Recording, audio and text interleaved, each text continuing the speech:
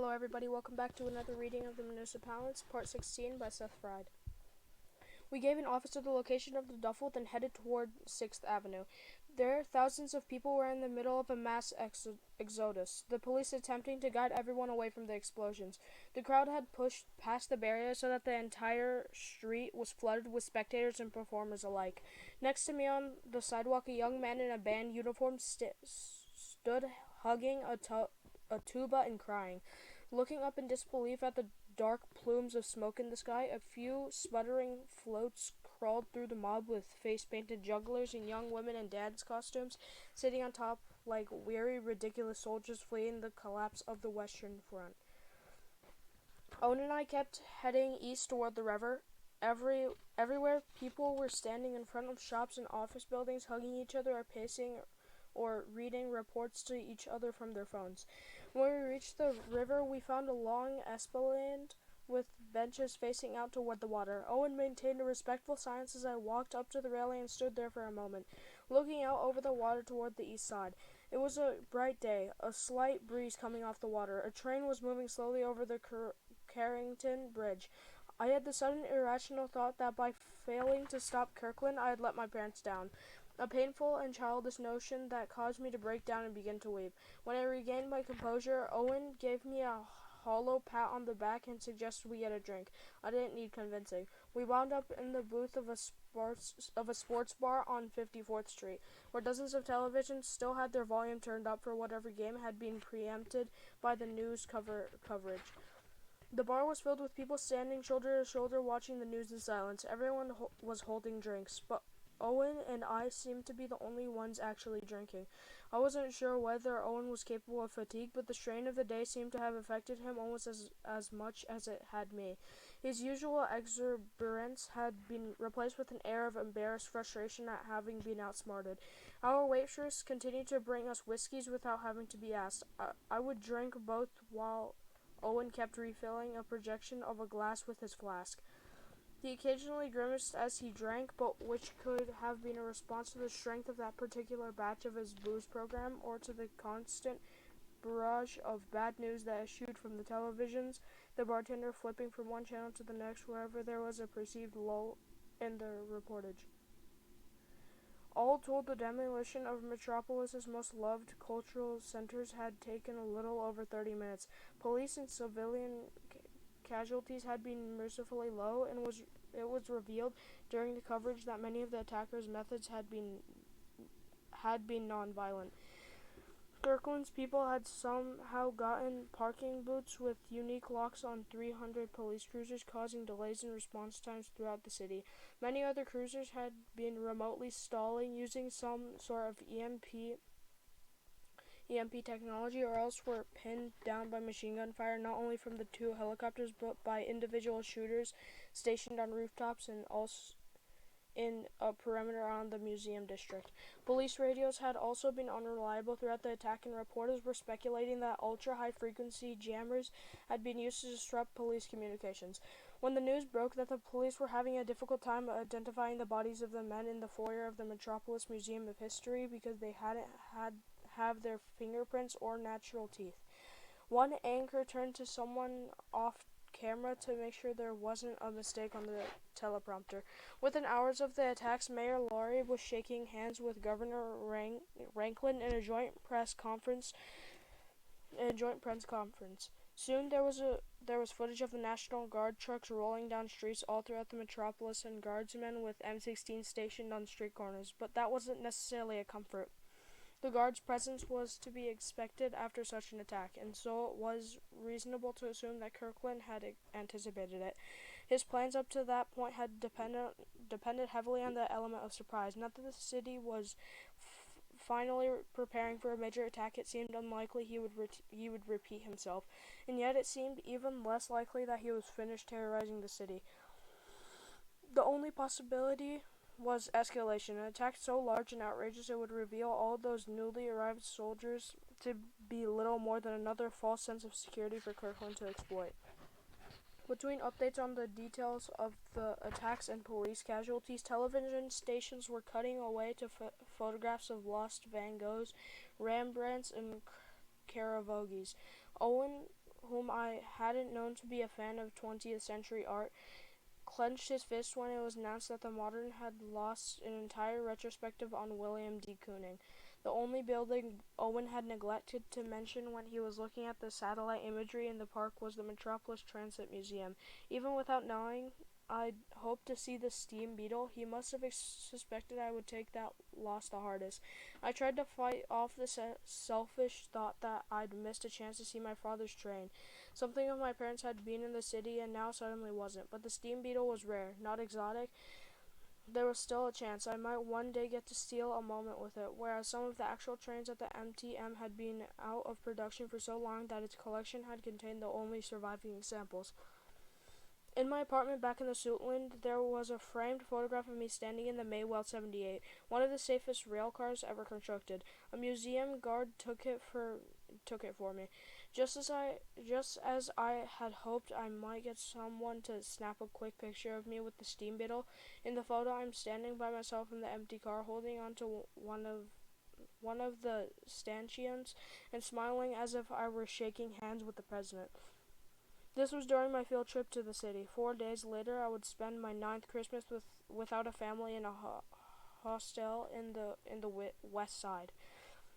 I remember the guard giving me a sad look as he wound the film forward on my disposable camera and asked me if I wanted another for safety. Maybe my lonely excitement had made him feel sorry for me, or maybe when he frowned he was just trying to determine whether my enthusiasm was a play of teenage irony, a mean-spirited joke on an underappreciated museum. But to me, the Transit Museum was no less important than any of the city's landmarks. The art museums had been reposterized for artists' attempts to address the human condition through their own flamboyant creativity. When the Transit Museum had been a showroom for far humbler creators who had attempted to address the needs and vulnerabilities of people with a level-headed ingenuity. Listening to the news reports that night, I knew the general public would have traded 100 transit museums for one lost Medici. Already there was coverage of crews sorting through demolished museums to rescue damaged paintings. When I knew it would be weeks or even months before anyone checked if there was something left of those trains, I'd never had any illusions about the popularity of the things dearest to me. I took another drink and pictured a charred steam beetle crushed in the rubble and had to fight the urge to throw my glass against the wall. Instead, I slouched in my seat, missing the agency. I asked Owen if we should check in with Garrett. "Let's wait till we have good news," he said. He was staring up at one of the televisions, nursing a drink out of a tumbler that was now roughly half the size of a bowling ball. I wondered when we could possibly expect good news, but I was also glad I wouldn't have to end the day by explaining to Garrett just how badly I had disappointed him. I finished the rest of my drink and picked up the fresh one our waitress had put down in front of Owen. To the M-O-H, I said, a little glumly spilling some of my drink as I raised my glass. Owen sat up in his seat and passed his glass through mine, his interface producing a loud and mistimed clink. "Yes," Owen said, "future generations will still be able to get their fill of moose." The corners of his mouth were curled up in the beginning of a smile. My lack of friendships in general meant I was unaccustomed to the sort of secret elation one feels in the sharing of a private joke, especially when overwhelmed by grief and frustration. But as we both burst out laughing in our booth, nothing felt more natural. Our laughter became so intense that it was hard to tell how much time had gone by before we noticed that the rest of the patrons in the bar were now turned away from the television and watching us with disgust. A tall, heavy-set man in jeans and Metropolis rivets jersey rose from his stool. "Do you mind telling me what the hell you two are laughing at?" Owen straightened up in his seat and turned toward the man, appraising him for a moment. Before we both again dissolved into laughter, soon our waitress approached us and said our drinks were on the house, but we had to go.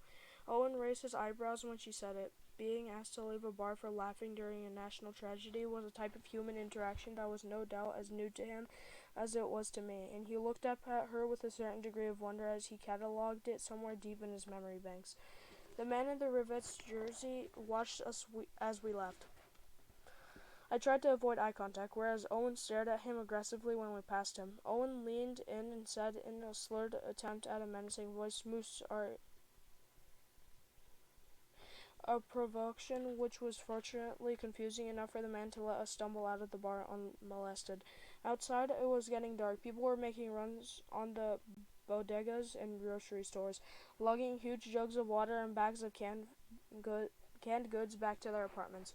I stood on the sidewalk and took in the crackling pre-doomed panic that Kirkland had left hanging over the city. "We need to call the police," I said, "or the FBI, somebody." Owen and the man in the jersey were still glaring at each other through the bar's window. "Sure," Owen said over his shoulder, refusing to break eye contact with the man. "What would you like to tell them?"